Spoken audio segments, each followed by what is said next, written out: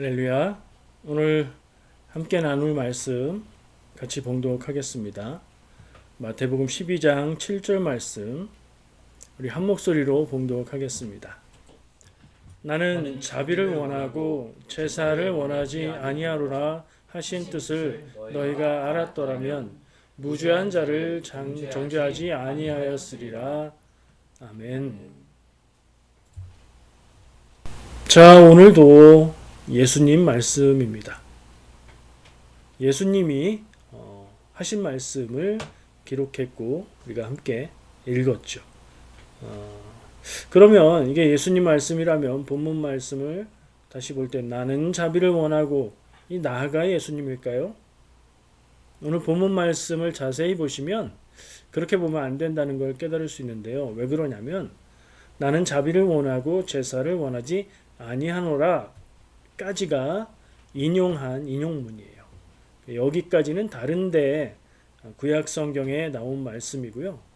그 뜻을 너희들이 알았으면 무죄한 자를, 그러니까 죄가 없는 사람을 죄가 있다고 정죄하지 않았을 것이다 하는 말씀이에요. 자, 오늘 우리가 함께 나누는 말씀이 마태복음 11장 계속 나누다가 12장으로 넘어갔지요. 그리고 12장 1절부터 쭉 이어지는 말씀이 한 덩어리인데 이 말씀에서는 예수님의 제자들이 밭에서 곡식을 따서 털어 먹었을 때 바리새인들이 그것을 보고 이건 율법을 범한 것이다. 율법을 어긴 것이다. 라며 그것을 지적합니다. 예수님이 이 제자들을 변호하시면서 말씀을 하세요. 그렇지 않다. 이것은 율법을 어기고 죄를 지은 게 아니다라는 얘기를 하시고 우리가 내용은 다 기억하고 있을 거예요. 제가 간략하게 좀 나눠 볼게요. 자, 안식일에 예수님의 제자들이 곡식을 잘라 먹은 이야기로 시작을 하는데요. 바리새인들이 그게 율법을 어긴 거라고 비난합니다. 안식일이라는 게 중요한 키워드입니다. 이 일이 안식일에 있었던 일이에요. 처음에 그 시간적인 배경을 안식일이라고 얘기하면 특히 복음서에서는 100이면 100, 안식일에 뭘 하면 안 된다. 이걸 가지고 바리새인들이 논쟁을 하는 이야기로 이어집니다. 그럼 오늘 말씀의 내용은 뭘까요? 안식일에 일하면 안 된다고 했는데 왜 일하냐? 이 얘기를 하는 겁니다. 그래서 바리새인이 등장하는 거예요. 왜죠? 율법을 중요하게 여기는 사람들이니까요. 예수님과 예수님의 제자들, 일행들이 율법 어겼다. 너희 무리는 틀렸다. 잘못됐다. 라고 지적을 하는 겁니다. 근데 자, 안식일에는 일을 하지 못해요. 그리고 이동도 멀리 하지 못합니다. 한 1.8km 정도만 움직일 수 있다고 해요. 그런데 안식일 날 예수님의 제자들이 길을 가다가 밭에서 곡식을 먹었어요. 아마 1.8km 이내에 멀지 않은 길을 옮겨갔을 거예요. 가다가 그들이 배가 고팠다. 배가 고파서 곡식을 그러니까 다 익어서 털어서 말려서 이렇게 도정한 그런 곡식이 아니고 밭에 달려있는 곡식을 뜯어서 그 손으로 까서 먹었다는 거예요. 그게 무슨 요기가 되겠습니까? 간식 정도 혹은 너무 배고픈 시장길을 약간 가시게 할 정도? 그 정도 됐겠죠. 아까 얘기한 대로 바리새인들이 이걸 지적하면서 따집니다. 예수님은 아까 제가 변호라는 표현을 썼는데 이 내용을 우리가 상상하기를 재판하는 장면이다. 이렇게 상상하면 더 이해가 잘 되는 것 같아요. 구조도 형식도 그런 형태로 되어 있기 때문에 그래요. 바리새인들이 예수님의 제자들을 고발했다. 이렇게 생각하시면 돼요. 너희들은 안식일에 죄를 범했다 하고 고발했어요. 그래서 예수님이 제자들의 변호사로 나서신 거예요. 예수님이 그들이 죄가 없다라고 얘기하는 변호의 논리는 근거를 두 가지를 얘기하십니다. 첫 번째, 성경의 이야기를 말씀하세요. 성경에 다윗 얘기인데 다윗이 사울을 피해서 도망갈 때에 제사장에게 가서 먹을 것이 없는지 먹을 것을 달라고 하죠. 근데 제사장이 말하기를 여기엔 다른 먹을 것은 없고, 거기가 아마 성막이 있었던 곳인 거죠. 성막이 있어서 하나님 앞에 성소에서 하나님 앞에 빵 12개, 12지파를 상징하는 빵 12개를 한 주간 놔두고 안식일이 되면 새 빵을 만들어서 그걸 바꾸거든요. 그러면 이제 바꾼 빵은 제사장들이 먹는 음식이 돼요. 다른 사람은 먹을 수 없어요. 왜냐하면 거룩한 것이기 때문이지요. 그런데 다윗이 먹을 것 좀 달라고 했을 때 그거밖에 없다. 진설병이라고 이름을 붙이기는 했는데 그 이름이 있는 게 아니에요. 하나님 앞에 진설해 놓았던 빵이라는 뜻이에요. 그 빵밖에 없다. 다윗이 그것을 받아서 먹습니다. 원칙대로 따지면 이건 율법을 어긴 거예요. 왜냐하면 다윗은 제사장이 아니었으니까요. 그런데 그때 상황이 급박했고 다윗과 함께하는 사람들이 굉장히 굶주렸기 때문에 그거라도 먹은 거예요. 성경은 이 이야기를 기록하면서 다윗이 그 진설병 먹은 것에 대해서 잘못됐다 말하지 않아요. 무슨 뜻이에요? 성경은 그것을 평가하지 않는다는 얘기예요. 예수님이 그것을 예로 들면서 다윗이 그런 때에 진설병 먹은 것, 그건 원래는 제사장만 먹는 건데 이렇게 규정만 따지면 율법을 어긴 것이겠지만 성경에 그렇게 기록되어 있는 거 못 봤냐? 성경이 그것을 정죄하지 않았다라고 첫 번째 변호의 논리를 이야기합니다. 두 번째 예로 들어서 말씀하시는 변호의 논리는 또 안식일에 제사장이 일을 한다. 그렇겠죠. 안식일은 이스라엘 백성이라면 누구도 일을 하지 않는 때이긴 하지만 안식일에 진행되어야 될 것들, 안식일이지만 꼭 필요한 일들을 위해서 소수 인력의 제사장들은 일을 할 필요가 있는 거예요. 근데 그 일을 하는 것을 율법에 그 일을 하도록 지정을 해놓았고 그것은 죄가 아니다. 율법을 범하는 것이 아니다. 예외의 사항이 되는 거다. 두 가지 성경적인 내용을 가지고 예수님이 이야기를 하세요. 그러니까 예수님의 제자들이 안식일에는 일을 하면 안 되지만 일을 한 것. 여기서 하나 짚고 넘어갈 게 있어요. 한국 사람들이 착각하기 쉬운 건데 바리새인들이 예수님의 제자들을 고발한 이유가 뭐냐? 자, 한국 사람들은 이건 절도다. 애써서 키운 작물을 남의 걸 훔쳐먹은 거다. 라는 생각을 먼저 하거든요. 근데 아니에요. 율법에 배고픈 사람이 남의 밭에서 이삭을 따 먹을 수 있게 기록이 되어 있어요. 신명기 23장 25절 말씀에 그게 나와요. 배고픈 자는 그 줄인 배를 채울 만큼은 남의 것이라도 먹어도 된다는 게 하나님의 뜻이에요. 그러니까 절도죄를 지적하는 게 아니에요. 뭐죠? 계속 제가 얘기해 왔지만 명확하게 다시 찝자면 안식일 법을 범한 거라는 거예요. 뭐가요? 이삭을 따는 거, 추수하는 거죠. 이삭을 비벼서 그 곡식만 나오게 한 다음에 먹었죠? 타작한 거라는 거예요. 아무리 작은 거, 아무리 적은 양을 했어도 그건 일을 한 거다. 그걸 따지는 거예요. 바리새인들 완전 째째하죠. 근데 어떻게 보면 이건 원칙을 지키는 것, 원칙주의가 아닌가 얘기할 수도 있겠어요. 그런 입장에서 배고픈 예수님의 제자들이, 자, 예수님의 제자들이라면 예수님과 함께 복음 전파의 사역을 감당하고 있는 이 제자들이 배고플 때에 안식일이라도 그들의 줄인 배를 채우기 위해서 곡식을 따서 먹은 것, 이것이 죄인가 안식일의 뜻을 범한 것인가? 라는 질문을 하면서 생각해야 되고, 예수님의 그 변호의 논리 두 가지 이야기, 다윗 이야기와 제사장 이야기를 그런 측면에서 봐야 되는 거예요. 예외적인 상황이다. 그리고 하나님의 일을 하면서 하나님의 뜻 안에 있으면서 복음을 전하는 사역을 하면서 배고픔에 그것을 채우기 위해서 한 일이기 때문에 이것은 율법을 어긴 것으로 볼 수 없다. 예수님은 이렇게 제자들을 변호하고 있는 겁니다. 그리고 나서 이어서 하시는 말씀이 오늘 본문으로 읽은 말씀이에요. 다시 한번 제가 읽어볼게요. 나는 자비를 원하고 제사를 원하지 아니하노라 하신 뜻을 너희가 알았더라면 무죄한 자를 정죄하지 아니하였으리라. 아멘.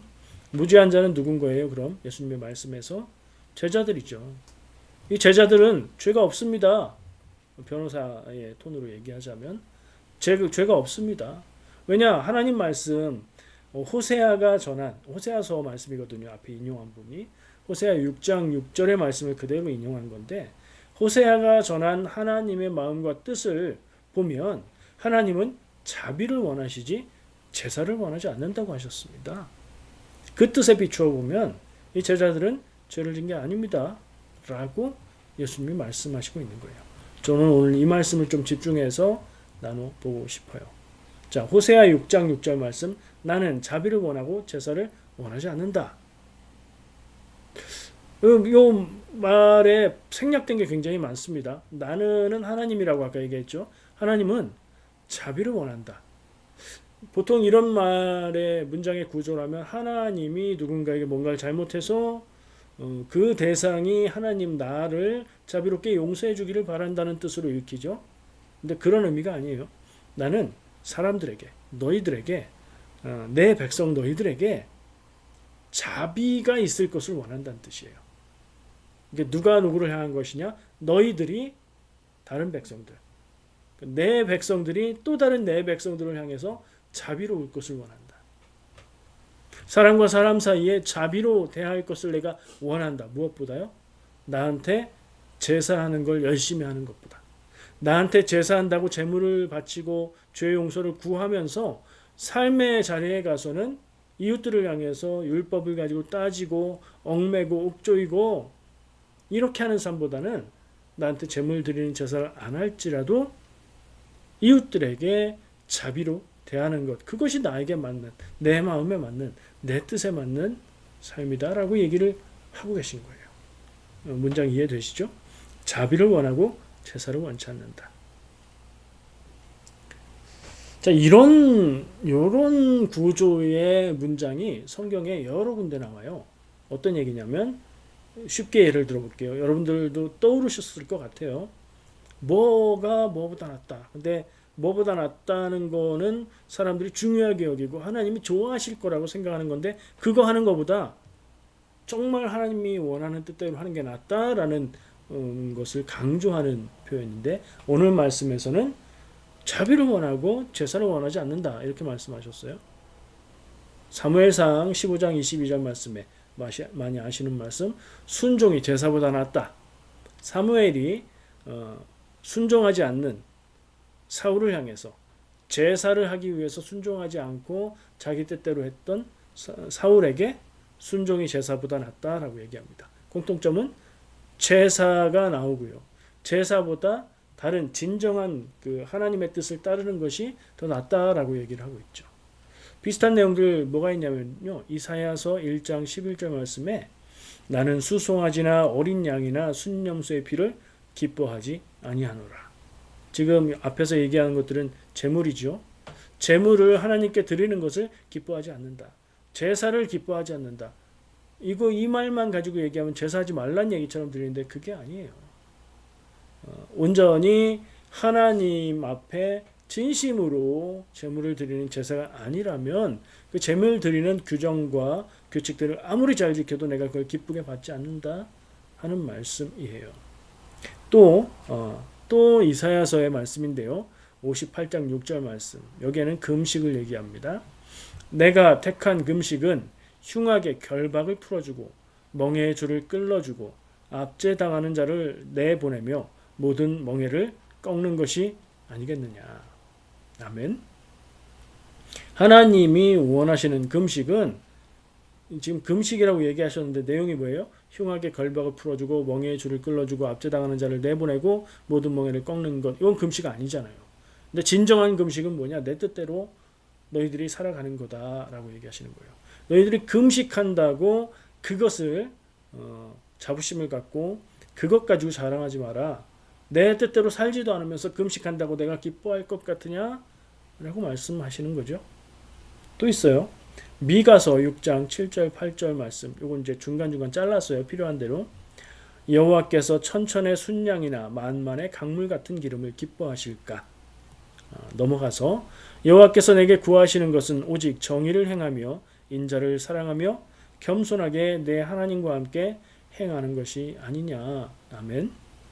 자, 미가서의 미가 예언자가 하나님이 원하시는 게 재물이 아니다.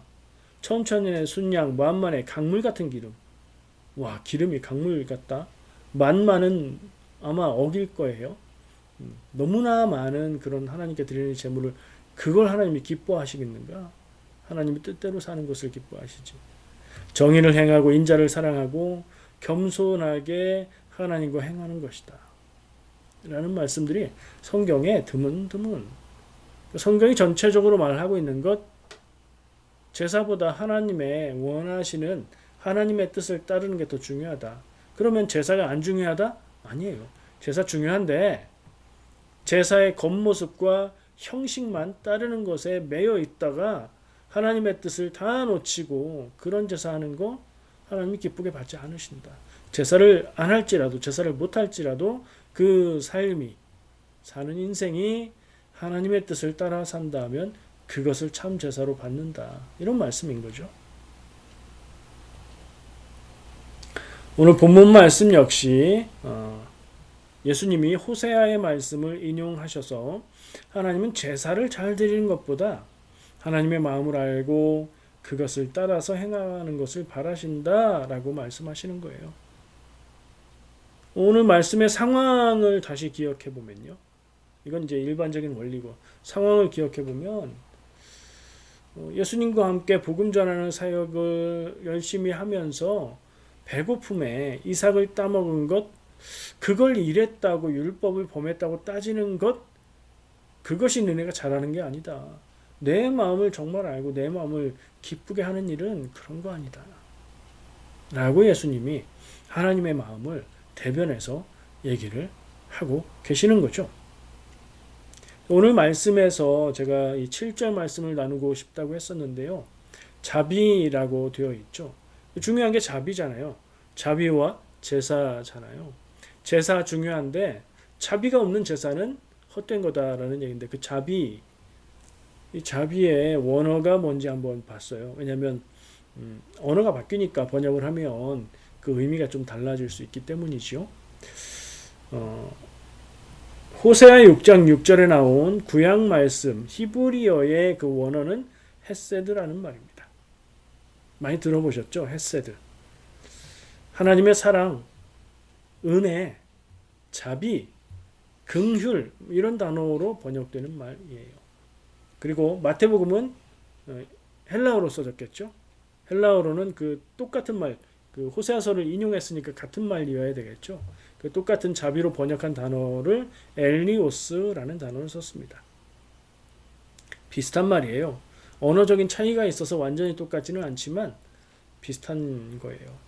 사람이 사람을 향해서, 물론 하나님이 사람을 향해서 공의와 넓은 사랑의 마음으로 자기가 백성으로 택하신 그 백성들을 끝없이 사랑하시는 그 사랑을 표현하는 말이기도 한데 이게 사람과 사람 사이에도 있어야 되는 사랑이라고 얘기하시는 거예요. 사람과 사람 사이에 적용될 때는 특별하게 부각돼서 강조돼서 보이는 게 연약한 자들을 사랑하는 것.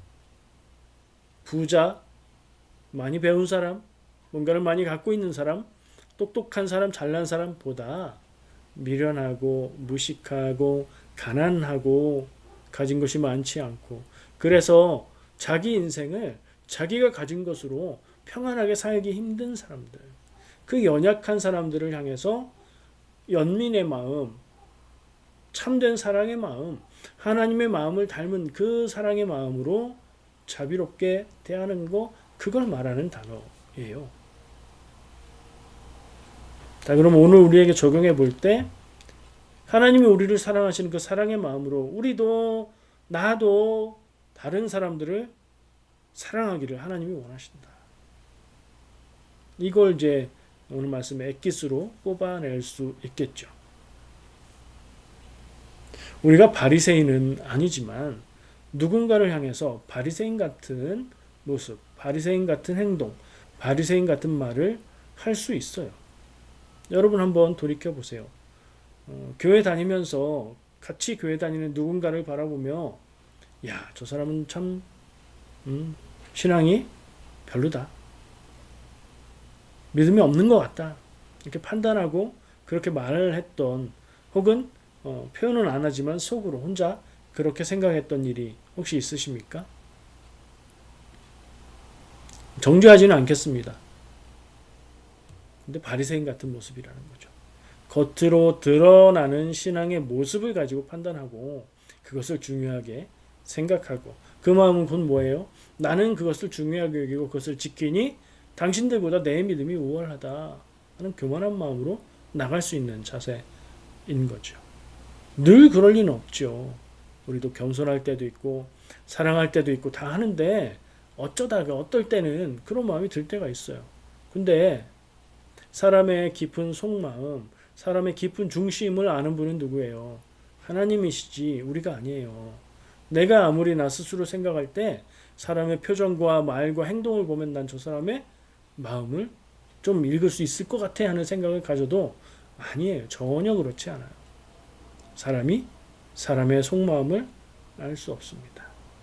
그러니 겉으로 드러나는 믿음의 어떤 종교 생활, 종교 의식들, 그런 표현들을 잘하고 익숙하게 하고 멋지게 한다고 해서 믿음이 좋다고 생각하는 것, 그것도 오해, 착각일 수 있고요. 겉으로 드러나는 모습이 좀 아닌 것 같아 할지라도 그의 참된 믿음을 하나님은 그 중심을 받고 계실지 모르는 일입니다. 그런 일이 오늘 말씀에서 율법을 가지고 사람을 판단했던 바리새인 같다는 생각을 한번 하시기 바랍니다. 여러분을 비난하는 게 아니라 우리 스스로 그런 생각을 갖고 그런 태도로 살지 말자. 그런 태도로 신앙생활 하지 말자는 다짐을 해보고 싶습니다. 이 이야기의 마지막 부분에 또 중요해 보이는 한마디가 나옵니다. 7절 넘어가서 8절에 나오는데 인자는 안식일의 주인이다 라고 얘기를 끝맺습니다. 인자는 뭐죠? 인자하다 이런 뜻의 인자가 아니라 사람의 아들, son of God, 아니 son of man, 사람의 아들이라는 뜻의 인자, 예수님이 자기 스스로를 가리키는 말이었죠. 그러니까 내가 안식일의 주인이다라고 예수님이 얘기하세요. 처음 이 말씀을 접하면 깜짝 놀라요. 왜요? 안식일은 하나님이 정하셨기 때문이죠. 근데 예수님이 내가 안식일의 주인이다라고 말씀하시는 게 좀 당황됩니다. 근데 성경은 읽다 보면 그런 부분들이 많아요. 번역되는 과정에서 원어의 느낌이 조금 변해서 의미는 살아있는데 느낌이 변해서 그런 경우들인데 이 말씀을 간략하게만 말씀드리겠습니다. 많은 얘기를 할 수 있지만 이건 오늘의 핵심 주제가 아니라서 이 말씀은 보통 안식일의 의미를 해석하는 권위, 안식일이 뭐다, 안식일은 어떤 것이다 라는 그 안식일 규정에 대한 해석을 하는 권위가 예수님께 내게 있다. 내가 생각하는 이것이, 내가 전하는 이것이 안식일의 참 의미다 라는 뜻으로 말씀하신 것으로 보는 게 일반적인 이해입니다. 두 개가 있는 거죠. 바리새인들이 생각한 안식일의 의미, 율법을 지키는 날, 율법을 지켜서 뭘 하고 싶지만 하면 안 되는 날, 그거 하는 사람은 죄를 지었다고 판단할 수 있는 그런 날이라고 바리새인들은 생각했겠죠. 근데 예수님은 그런 관점으로 접근하지 않으세요. 마가복음에 보면 이 같은 내용이 나오는데 거기에는 마태복음에 없는 말씀이 나와요. 안식일이 사람을 위해서 있는 것이요 사람이 안식일을 위하여 있는 것이 아니다. 그리고 나서 인자는 안식일에도 주인이다 라고 말씀하시거든요. 자, 그게 무슨 뜻이에요? 하나님이 안식일을 정해서 주셨는데 그 하나님이 안식일을 정하신 목적, 이유가 뭐냐? 사람을 위한 것이다. 그런 관점에서 예수님은 보고 해석하시는 거예요. 그런 관점으로 안식일의 의미를 해석하는 게 이게 하나님의 뜻이다라는 뜻으로 인자가 안식일의 주인이다 라고 말씀하신 것으로 저는 봅니다. 정리해 볼게요. 안식일의 의미는 무엇입니까? 여러분에게 안식하십니까? 아니, 안식이라는 말 자체를 우리 교회에서는 잘 안 쓰죠. 이것도 뭐 길게 얘기할 수 있는 주제인데 한마디로 요약하자면 우리에게 주일이 기독교의 안식일입니다. 형식상으로 같은 거냐? 그렇지는 않습니다. 그러나 의미상으로 같은 겁니다. 우리는 주일을 쉼과 회복의 그리고 예배의 날로 지키고 있는 겁니다. 안식일은 사람을 위해서 하나님이 만드신 법이라는 걸 기억해야 됩니다. 근데 이 안식일 규정이 사람을 올가매는 형식적인 제도가 되어 버린 거죠. 예수님 시대에. 그래서 배고파서 이삭을 따먹은 제자들에게 안식일을 범한 죄인이라는 고발을 한 것입니다. 자, 이것은 죄가 없는 사람을 고발한 것이죠. 예수님이 중간에 아까 7절에 뒤에서 말씀하셨잖아요. 무죄한 자를 정죄하지 않았을 것이다. 무죄하다고 예수님이 얘기하셨으니 우리는 그걸 그대로 받아들여서 죄가 없는 제자들을 고발했으니, 자, 현대의 캐나다 법은 모르겠고 한국법에서 죄 없는 사람을 죄가 있다고 고발하면 그 고발한 사람 역시 죄가 돼요. 그걸 뭐라고 하죠? 그게 무고죄입니다. 죄 없는 사람을 죄가 있다고 누명을 씌우거나 덮어 씌워서 하는 것, 무고죄. 바리새인들이 죄인들이 되는 거예요. 그리고요, 또 다른 죄도 걸릴 수 있는데 명예훼손에 걸릴 수 있어요. 의도적으로, 사실관계를 떠나서 의도적으로 상대를 명예를 훼손하거나 피해를 입히거나 그럴 목적으로 어떤 말을 했다. 그러면 그 명예훼손이 됩니다. 이 두 가지 법에 다, 그러니까 한국 법에 의하면 이 두 가지 법에 걸려서 이 바리새인들은 좀 혼나야 되는 그런 상황으로 저는 봅니다. 만약에 제가 오늘 말씀을 아까 얘기할 때 재판으로 생각하고 보자 그랬죠. 제가 판사였으면 이 바리새인들을 그냥 보내는 게 아니라 이 바리새인들을 무고죄로 벌을 주었을 것 같아요. 우리도 사람을 향한 하나님의 마음을 알고 그 뜻을 따라서 행하며 또 연약한 사람을 향한 하나님의 마음을 품고 하나님이 사람들을 자비롭게 사랑하시는 그 사랑, 헤세드, 엘리오스의 마음으로 이웃을 사랑하며 살아야 될 줄 믿습니다. 여러분에게 판단과 비판보다 사랑의 마음이 먼저 있기를 축복합니다. 기도하겠습니다.